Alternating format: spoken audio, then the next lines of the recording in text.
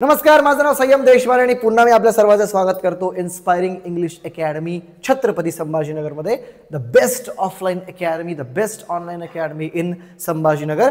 आज आपला आहे डे नंबर 24 आणि या डे नंबर 24 मध्ये मी तुम्हाला शिकवणार आहे कंडिशनल सेंटेन्सेस जे आपण कंटिन्यू करत होतो. आणि या कंडिशनल सेंटेन्सेस मध्ये आपलं सुरू होतं थर्ड कंडिशनल, झिरो कंडिशनल पाहिलं, फर्स्ट कंडिशनल पाहिलं, सेकंड कंडिशनल पाहिलं and today we are going to learn the third conditional sentences. कशा प्रकारचे सेंटेन्सेस असतात, कशा प्रकारे क्रिएट करायचे, कशा प्रकारे कन्स्ट्रक्शन आहे, स्ट्रक्चर आहे, मराठीमध्ये वाक्य कशा प्रकारे असतात आणि बोलायचं कसं, that's what we are going to see today. ज्या लोकांनी सबस्क्राईब केलं नसेल त्यांनी प्लीज लवकर सबस्क्राईब करा, त्याशिवाय पुढे जाणार नाही. चला सबस्क्राईब करा, लवकर लवकर सबस्क्राईब करा, कारण 80% लोक सबस्क्राईबच करत नाहीत, बघतात डेली बघतात, ठीक आहे, सबस्क्राईब करत नाही. प्लीज सबस्क्राईब करा. आणि अजून एक गोष्ट, ज्या लोकांना इंग्लिश वाचता येत नाही, मग लहान मुलगा असो मग कुणी मोठं असो, काही तुम्हाला टेन्शन घ्यायची गरज नाही आहे.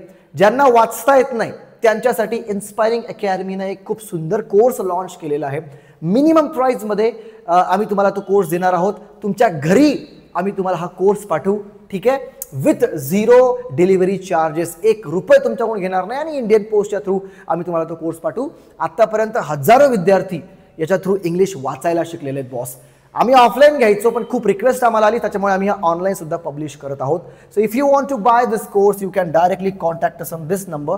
तुम्ही आम्हाला मेसेज करू शकता व्हॉट्सअपवर किंवा आम्हाला कॉल सुद्धा करू शकता. ओके, चलो let's start. Third conditional sentences आपण बघणार आहोत आणि या थर्ड कंडिशनल सेंटेन्समध्ये कशा प्रकारचे सेंटेन्स असतात, कशा प्रकारे आपण बोलतो, हे सगळं आपण शिकणार आहोत. Let's see. Third conditional sentence कधी वापरतो? हे भूतकाळात घडू शकले असते पण घडलं नाही, अशा परिस्थितीमध्ये बोलताना. जसं तू माझी मदत केली असती तर मी वाचलो असतो.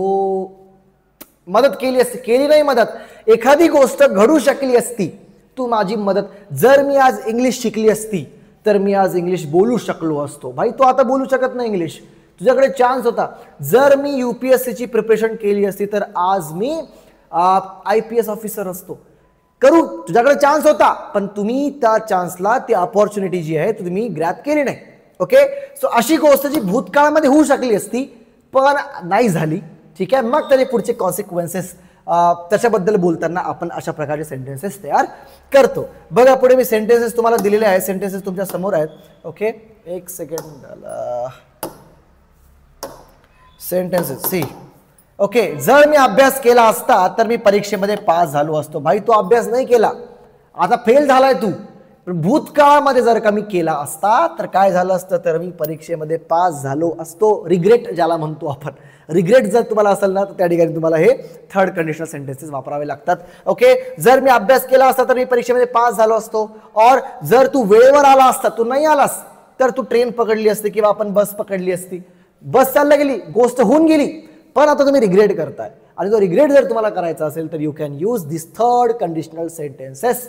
ओके, चला कन्स्ट्रक्शन बघा. Subject plus past perfect, past परफेक्टचा वापर करायचा आहे. इफ चा वापर करून पास्ट परफेक्ट पाहिजे तुमचं पहिलं सेंटेन्स. आणि सेकंड सेंटेन्स मध्ये वुड हॅवचा वापर करून पास्ट परफेक्ट, ठीक आहे, म्हणजे व्हर्बचा थर्ड फॉर्म तुम्हाला या ठिकाणी यूज करायचा आहे. इफ प्लस पास्ट परफेक्ट आणि सेकंड सेंटेन्स मध्ये would have plus past participle म्हणजे परफेक्ट, सेमच झालं. ओके, याचा वापर करायचा. बघूया आपण कशा प्रकारचे सेंटेन्स तयार होतात. आणि हिअर इट इज. जर मी जास्त अभ्यास केला असता, इफ आय हॅड, तुम्हाला माहिती आहे परफेक्ट, परफेक्ट जे आहे, परफेक्ट म्हणजे काय, तर एखादी गोष्ट घडून गेलेली होती.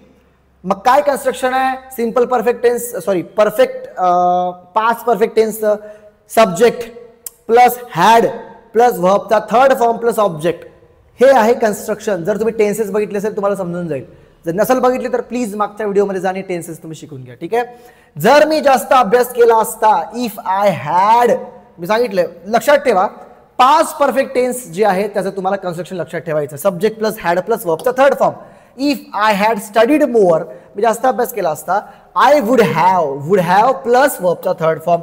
I would have passed the exam, मी एक्झाम पास झालो असतो, ठीक आहे. नीट लक्षात घ्या, सब्जेक्ट प्लस पास्ट पार्टिसिपल, ठीक आहे, म्हणजे पास्ट परफेक्ट टेन्स पहिल्या याच्यामध्ये आणि दुसऱ्या याच्यामध्ये वुड हॅव प्लस वर्बचा थर्ड फॉर्म तुम्हाला या ठिकाणी यूज करायचा आहे, ठीक आहे. नेक्स्ट सेंटेन्स बघूया की भाई जर तू वेळेवर आला असता तर आपण बस पकडली असती, बस चालली गेली.